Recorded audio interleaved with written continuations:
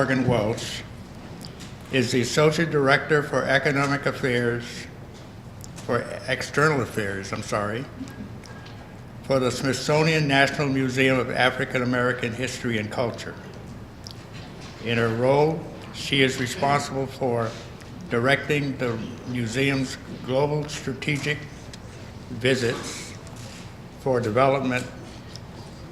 I'm sorry, I have to take my glasses off and read. Global strategic vision for development, public affairs, education, and public programming, visitor services, and special events. Her presentation will give us a lot of details about the museum, so I won't bother to read them now. But prior to the Smithsonian, Morgan-Welch was the executive director of the Museum of African American History in Boston and Nantucket, and as probably many of you know her from those days.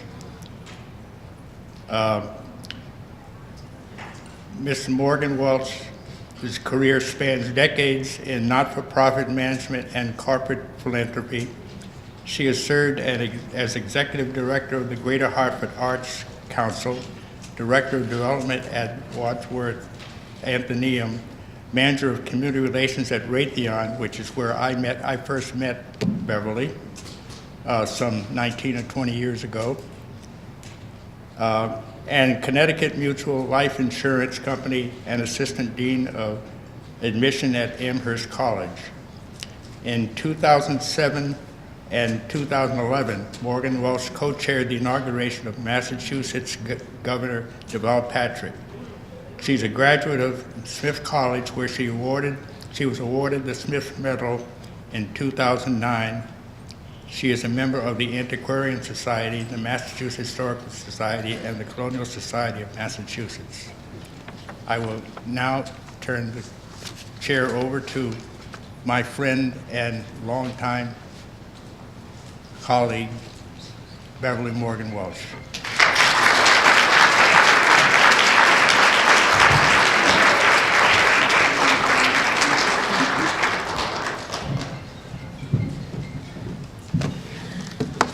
Oh, good afternoon. Well, we better say it a little heartier than that, because I ate lunch, which I shouldn't have done. A real honor and a pleasure to be introduced by Charlie Martin. Working at Raytheon's some 20 years ago, I realized that all of these things come together. This organization celebrating its 20th anniversary. The fact that I was here at the time and didn't really realize that as I was working at Raytheon, I would end up directing the Museum of African American History and Culture. But as I arrived here, the plane goes out over the Massachusetts Bay, over the ocean, and you see Boston and New England, and you realize, at least for me, because I'm from Connecticut and because I was here for so long, that the landscape is suddenly so familiar that you feel a sense of knowledge and assurance and ability and navigation, and we know in Boston that's not easy. And you feel this place, this sense of place, not just the landscape. And for the historic sites that I got to, just the honor of peeling back the layers of not only the buildings, but of the history, the events, the people that built those buildings and that lived in them and that changed this nation, made this nation what it is. I will never get over that honor. It will never sit easily with me. I will never take it for granted, because it defines us as a nation. It is simply life-changing to know one's history. And I have, lots of people to thank, my parents, of course, and mentors and schoolmates, etc. But I have no greater thanks than to many of the people in this room without whom I would not be the Associate Director for External Affairs at the 19th Smithsonian Museum. You supported me, you believed in me, you helped me, you hugged me, you saw me through some very difficult times, personally. And there are people in this room like Bob Bellinger, who I've known since college, and Charlie since Raytheon, and Jamie Hoyt, who convinced me to leave a lot more money at Raytheon and go to the museum. Jamie, my financial disarray is in part due to you. Thank you so much.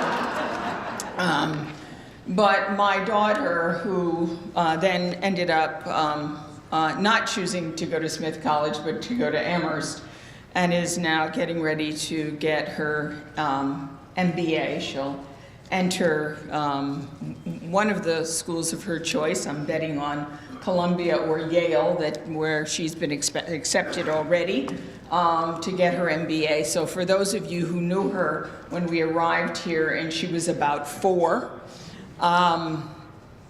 that's how Alex is doing. I must say that after the first presentation by Mr. Child, I am feeling better. My brother had his DNA done through Ancestry.com, and my brother, I should say, is 8 years older than me, an engineer, and a man of few words, of very few words. As many of you may know, of men and of engineers. And one night he sent me a copy of the information he had gotten back from his DNA test through Ancestry. And we texted back and forth, because why talk? Trying to make sense of what we were seeing. Which was destabilizing, and now after your talk I feel better and more destabilized but less crazy. Because what you find when you look into yourself, into your history, into your foreparents,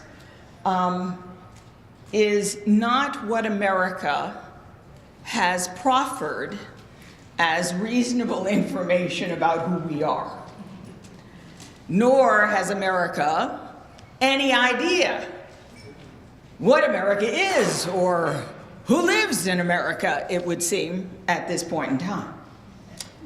But I must say that finding out that I was, roughly 70% African, 30% European, after the first hour of texting didn't seem so crazy. We knew that. We had pictures of our grandparents, our great-grandparents. We got it. We knew it. We'd always known it. Just didn't know, kind of maybe sort of speculatively, what percentage. But I wasn't prepared for the European part. Now that seems crazy, given what I've done for work, right? That seems really nuts. That I would, and we would go back and forth saying, okay, I get the Great Britain, maybe the Ireland, but Scandinavia? Like 10% Scandinavian? I mean, we just couldn't get, and I still can't quite. And by the way, Sweden, Denmark, Iceland, but not Finland. Whatever that means. I still don't know enough about it, but I'm sure Mr. Child could tell me.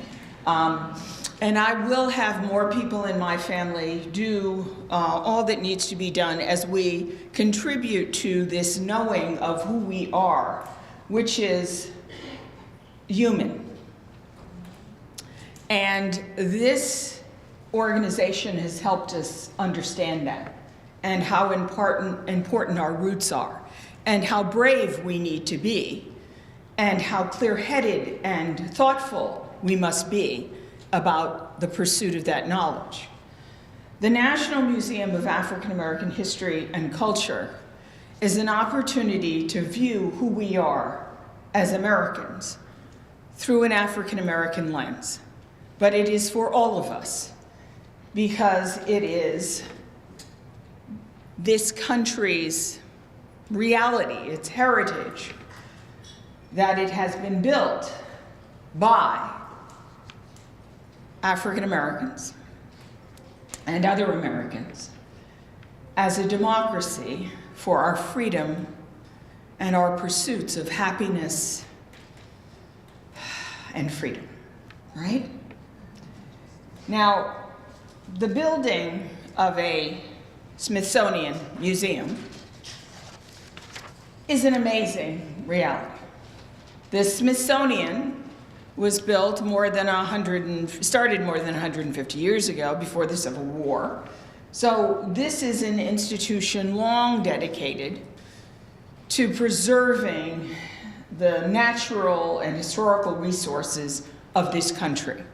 These museums are free, the largest on the Mall in Washington, D.C., and the notion of building this, a museum of African American history, begins with veterans of the Civil War. Here we are, right back in Massachusetts, don't you love it? 50 years after the Civil War, these veterans called for the building of a museum to the history of the contributions of Africans in America, and especially those of the soldiers in the Civil War. This would make sense. And this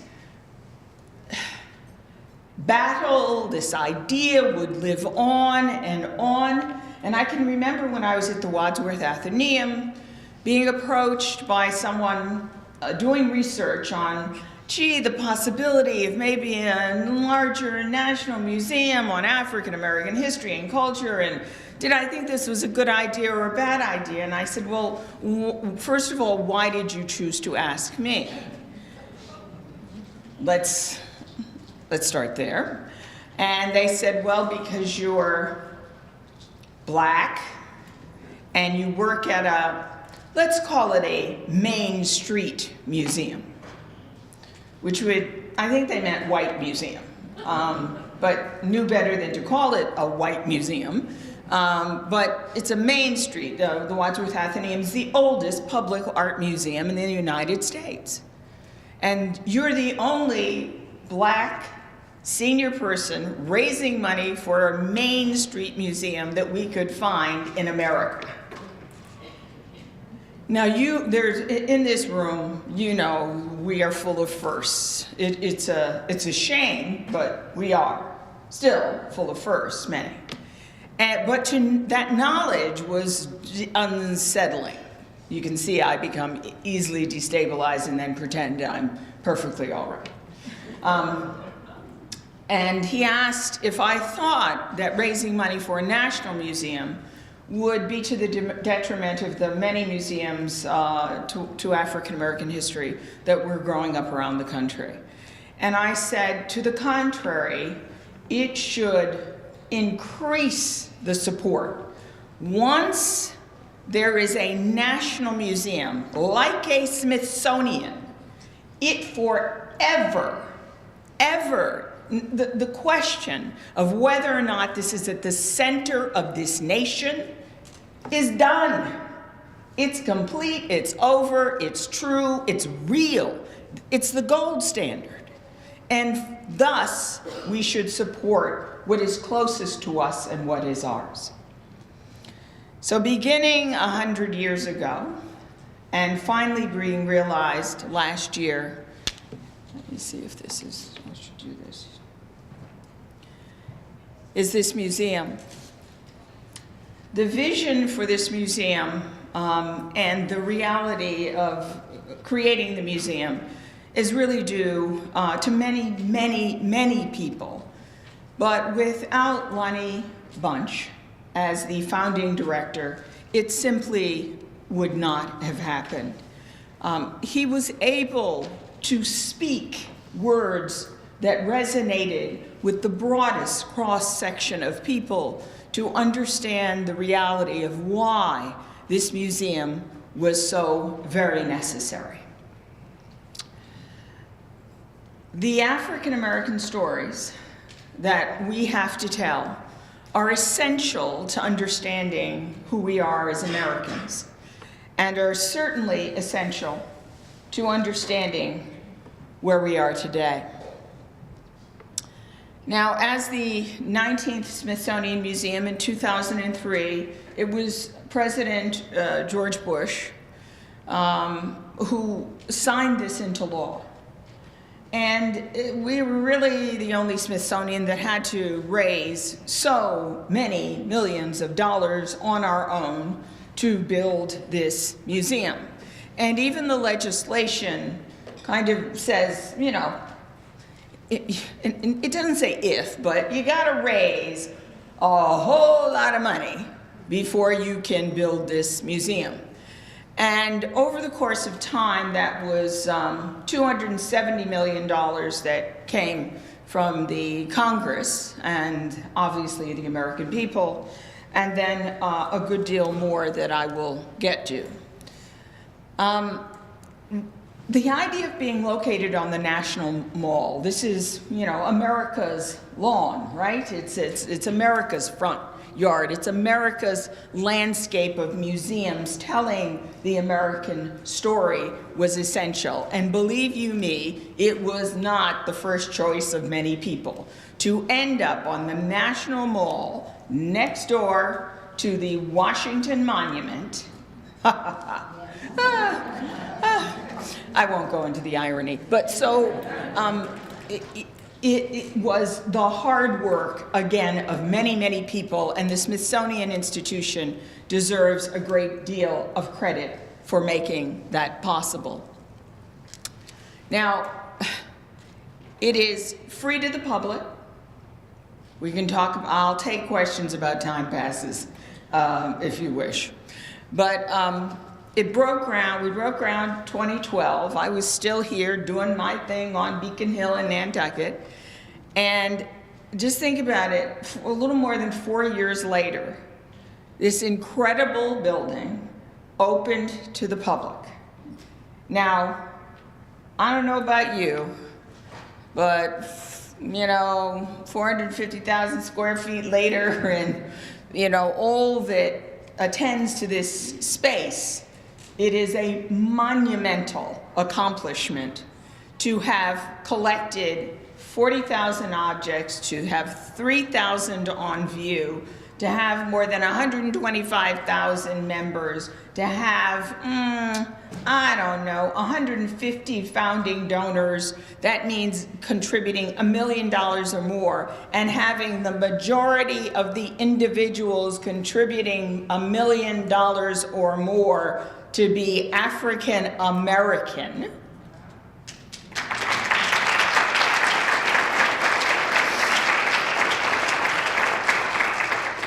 Is not something that I certainly imagined when many years ago that conversation with the Smithsonian representative occurred for me at the Wadsworth Atheneum, that we would ever be in a position of people making donations, African Americans making donations of $1 million, $2 million, $5 million, $10 million, $20 million, $23 million to make this happen. Now, the council is incredible, and I meant to change this last night. The new council chair is Kenneth Chenault. The chairman and CEO of American Express is the new council chair, and Dick Parsons and Linda Johnson Rice are now still members of the board, but they have stepped down as chairs of this endeavor as they held it in place for several years. It is you know that being here in Boston, with all of these colleges and universities, with all the people that come and go, and with all of the esteemed members of this community that exist, we've met a lot of people coming and going. But I got to tell you, that first council meeting, you know, Colin Powell, Oprah Winfrey, Ken Chenault, a few other folks, it was a little overwhelming. I indeed had some members of our IT team at one point going out to the members of the council to show them some of the digital interactive apps that we have developed. And I kept saying to them, move forward and, you know, go ahead and give them to them. And they were frozen. It's overwhelming to see the kind of political, military, entertainment, you know, scholarly, you know, the bankers, you know, all of the people that are there that represent so many different fields that are so very dedicated to this institution, have made their own contributions and helped to raise so very, very much more. They have been incredible and essential we all do know, to African-American institutions. This building and its corona, this much talked about architecture that people debated, but part of a process that was really quite open, really stands out. I can tell you that I watched it from the air. You know, you fly into DC for meetings and so on, and I watched it come up out of the ground. But when I actually went for an interview for the position that I now hold, I looked out of the window of the airplane and I saw the building up and completely out of the ground as we were landing at National. And it's not a good thing to say, oh my God, on a plane when it's landing in Washington, D.C., I can tell you. That was, madam, you know, are you, you know, is everything okay? I was like, I'm so sorry. But you know, the last time I saw it, it wasn't the complete, you know, it wasn't there, and then suddenly it was there, and I lost it, tears coming out of my eyes. It is miraculous, it is beautiful, it defines the landscape of Washington, D.C., as it well should. Now, this was at the groundbreaking, and we have other wonderful council members like Laura Bush. And you see it here, just beginning.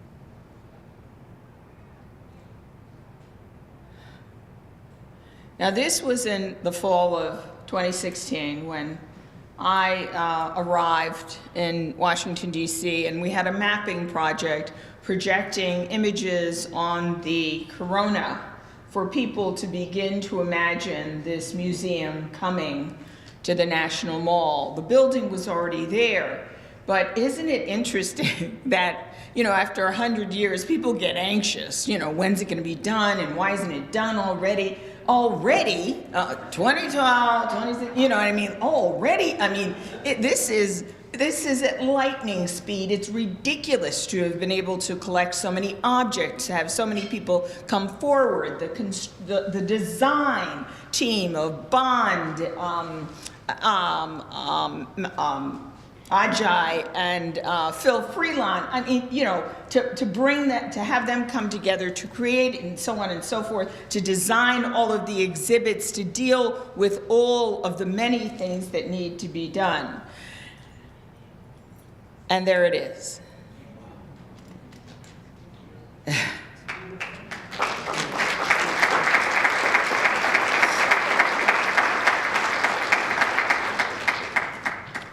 I don't know that anyone could have ever imagined what it should look like. The first design ever made looked like many buildings in Washington, you know, those big, heavy slabs, you know, oh, all of the strength, you know, looks like they would never fall, right? This indeed pays homage to Africa, to the ironwork of, South Carolinians, New Orleans blacks from here in Boston who did the ironworks on the first Tremont Temple. These things that we have wrought, these buildings we have built, like the Capitol and the Smithsonian Castle that enslaved blacks built, that doesn't get acknowledged. And when someone acknowledges that the White House was built by enslaved, that can be a problematic statement. Says that we have much work to do. So here it sits. So you see the sculpture here that in part inspires the crown. It is on the fourth floor, the upper floor of the museum as you walk into the culture galleries, where we have the Shonda Rhimes family art gallery, you know, which is amazing. And you go into musical crossroads and taking the stage, where you see blacks in television and entertainment and music, the influences that have pervaded. And you see these incredibly beautiful pictures and these generous donations. I mean, I gotta tell you, Chuck Berry's red Cadillac, I've been to the Country Music Hall of Fame and I've seen Elvis's solid gold Cadillac. Sorry. Yeah, I gotta see that red Cadillac. Because it's not only that it's a beautiful red Cadillac, it is that he either drove himself or was driven on stage in a venue that previously had not allowed him to sit in the audience nor to play there. So we know what we're doing when we make a statement. Riding a red Cadillac, not a gold one, onto the stage of a place he couldn't play in when other people were playing his music is a huge statement, and one that stands as an example. And if you come, you get to see Chuck Berry's beautiful red Cadillac in that Crossroads Gallery. From the oculus, it goes down into a beautiful space of reflection. John Hope Franklin is honored outside of there, and there are quotes on all of the walls. There have been several wonderful moments at the museum, but none more, you know, just overwhelming than to see a hip-hop, rap, you know, musician see his words on the walls of the museum as a quote. Because this isn't only a museum of our history at our beginnings, it continues to the present.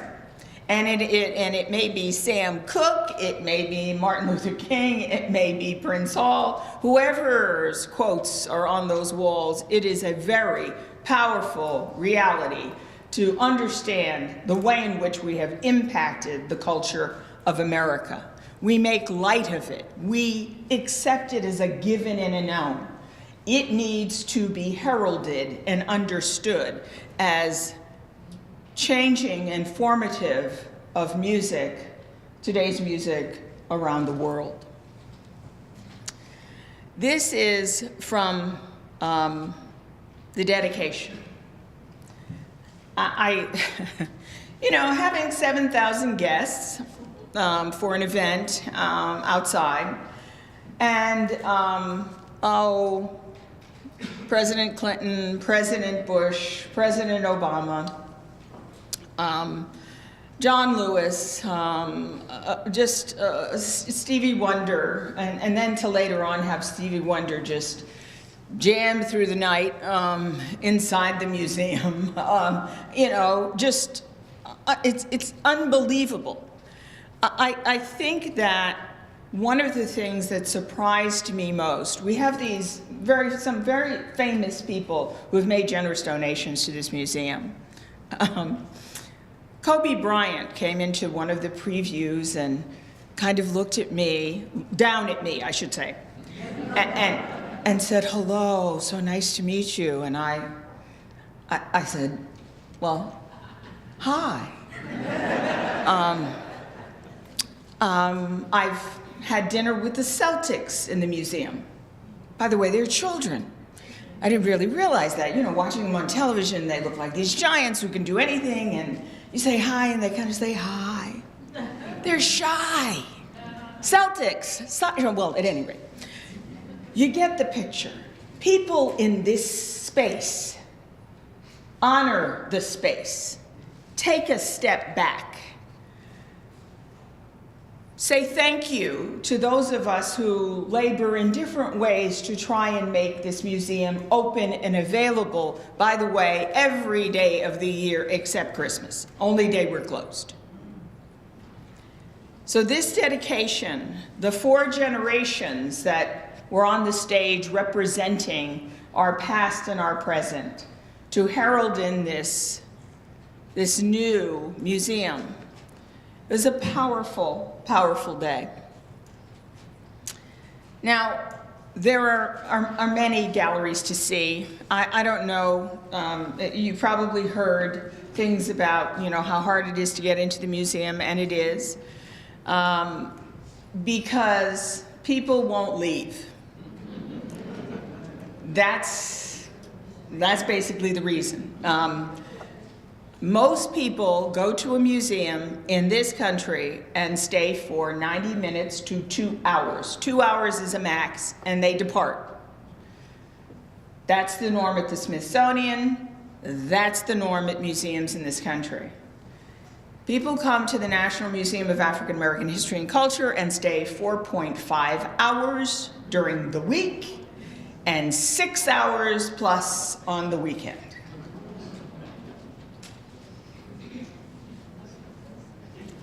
It's wonderful. It's a wonderful problem to have, but it's very hard to explain to people who want to get in. We don't kick people out. I literally have met people who said, you know, I got in at 10:30 with my wife and my 2 sons, and, you know, they're teenagers, and we went down to the history galleries, and we were there, and before we knew it, it was 4 o'clock. And we were still in the history galleries. I said, "Are you crazy? Your kids, you could have passed out. I mean, you had no food, no water. What are you thinking?" He said, "We didn't notice. The kids didn't notice. They didn't notice until we got upstairs and we smelled the food coming from the cafe. But then by then, the parents were so tired, they said, 'Honey, we'll go home. We'll fry you chicken. We'll make you anything you want. We just have to go home and sit down.'" Now, our cafe is also one of the few, maybe the only, museum cafe to ever have been nominated for a James Beard Culinary Award. It's like the Oscars of food. Because it too is an exhibit. It is an exhibit of the culinary sensibilities and the diaspora, not only in this country, but the culinary cousins are represented as well from around the world from time to time and on special occasions. So you explore all of this. We have I think 183 videos, 35 interactives.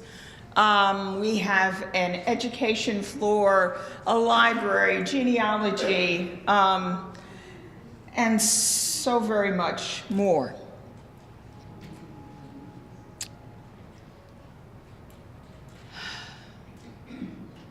By the way, as you go into this gallery, you'll see a pew from 12th Baptist Church.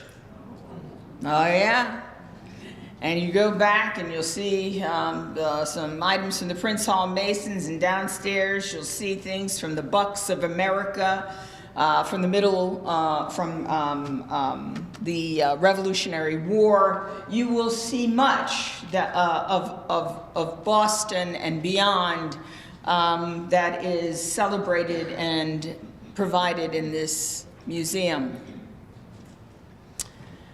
Now, we are in the midst, we've done a number of transcriptions, and we are digitizing collections as we go. And all of this will expand, and this museum as a digital space is one of the first of its kind to do this in all aspects.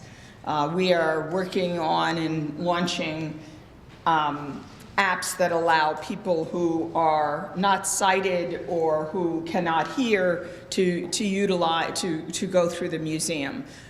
For people who will want to hear and listen to a guided tour, to have earphones that allow them to do that if you're on a tour with a smaller group. Digital exhibits as well, and so very much more.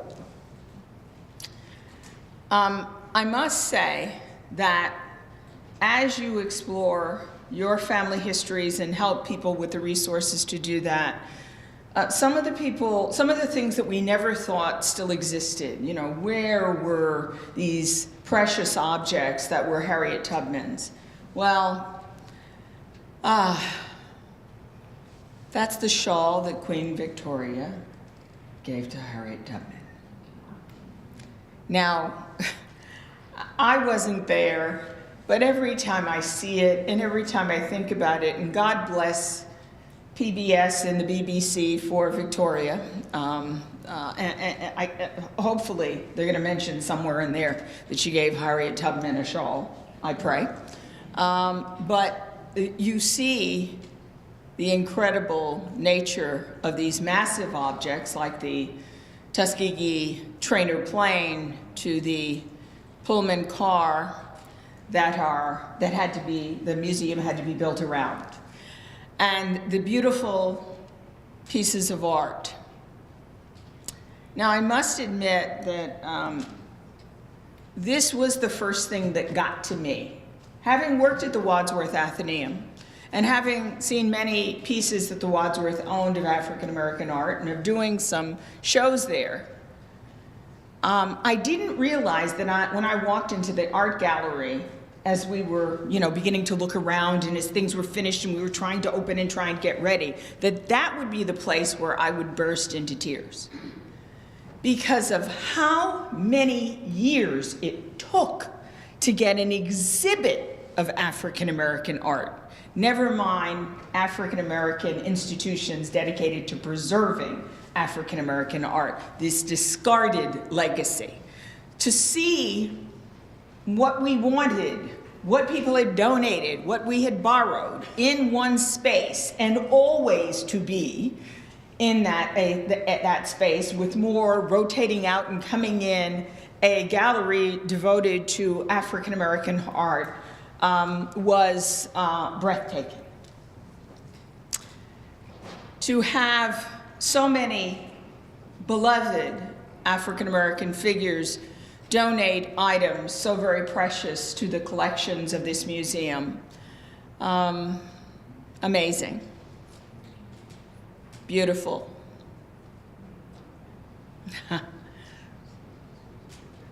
I have to admit, I've got more trumpets in here. I used to play the trumpet, sorry.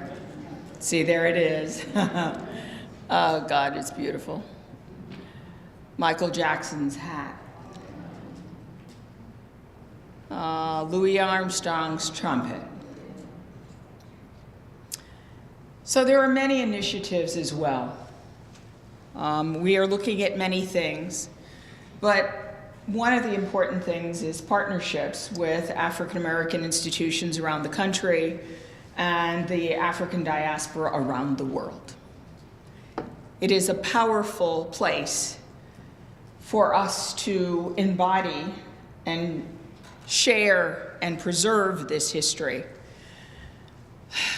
The Slave Ricks Project, an amazing thing to bring forth the first ship recovered from the depths of the ocean, where enslaved blacks died and some made it to shore only to be sold again.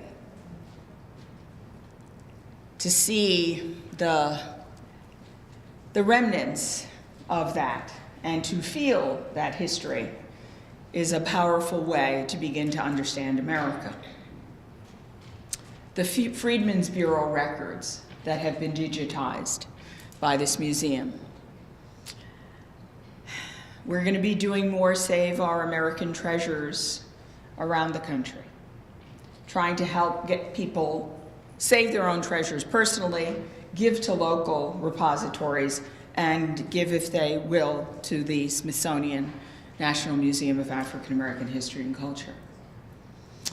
I want to say that it has been my honor to come here today, to be with you, who have done so much to encourage this history into being, to support the Museum of African American History, both here in Boston and Nantucket.